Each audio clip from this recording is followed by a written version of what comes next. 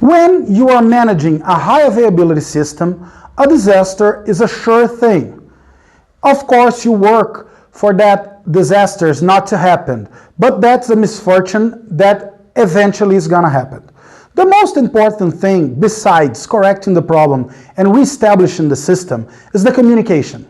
You have to communicate with the whole chain of command. You have to communicate with the people that are working in the field. You have to communicate properly with your colleagues, and you have to communicate properly with your superiors.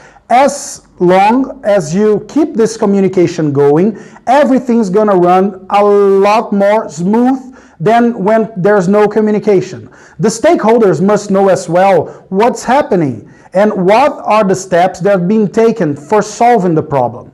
The issue doesn't end as soon as the system is reestablished.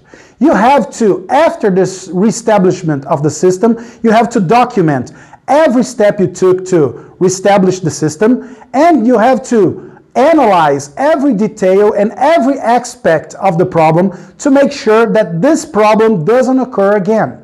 Communicating every stakeholder and everybody involved what's happened and what are your actions to prevent this from happening again. So you gotta stay focused. Every time a disaster happens and there's problems everywhere, remember, solve the problems, but keep the communication flowing.